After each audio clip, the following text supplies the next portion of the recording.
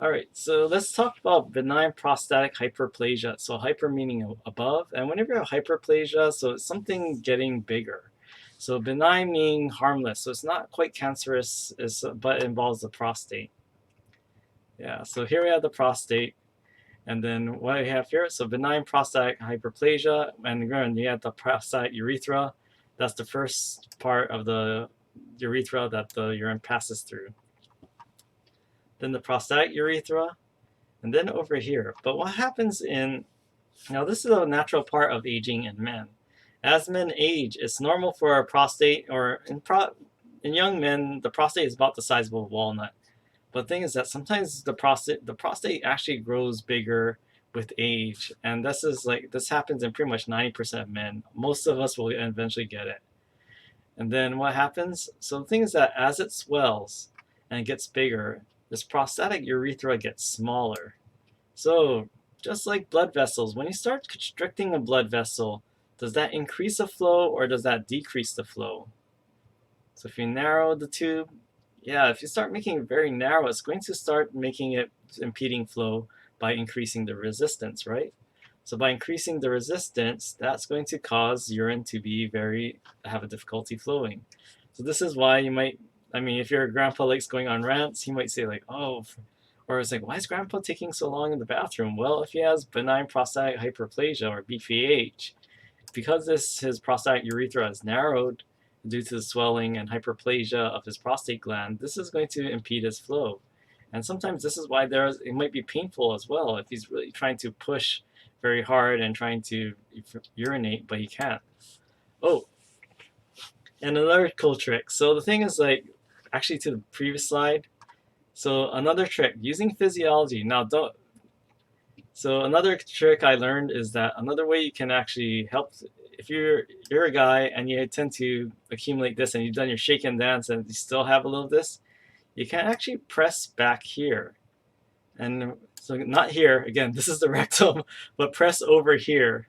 But why? Why does that work? So the thing is that if you press here, you have all this pressure over here. So you're kind of doing like peristalsis. You're kind of applying pressure here. And remember, things move from high to low pressure.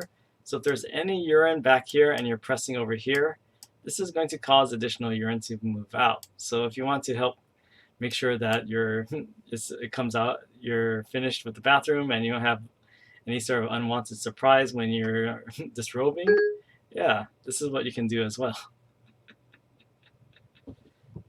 Yeah, everyone's learning about something, especially about the opposite sex, right? Okay, so what happened here?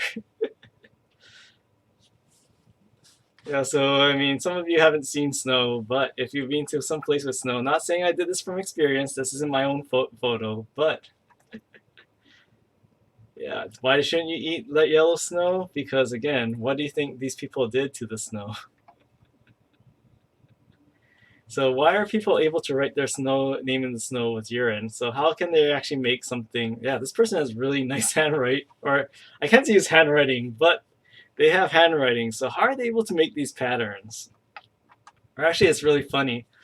I don't know if this is real or if it's like something you see on Wish. It's like one of those weird things that you see advertised. Like, what the hell is this for?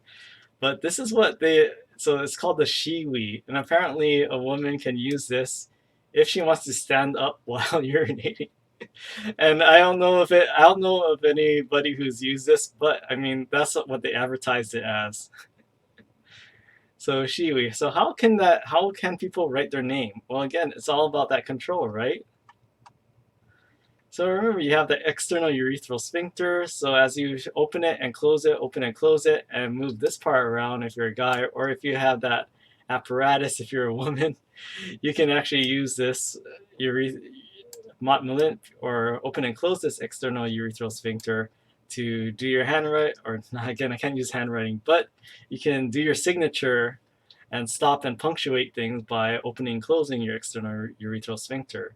So that's why you need really good control. Yeah. So I don't know if they actually did make that shiwi thing, but it's like I thought that was like hilarious when I saw it.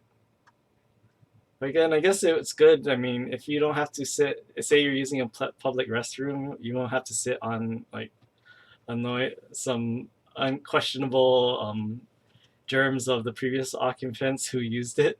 Or if you've seen the UH dorms, especially I'm pretty sure it's probably still the same, but I remember the Hale Aloha dorms and the bathrooms. And I'm like, oh my god, this is like, it's like it was.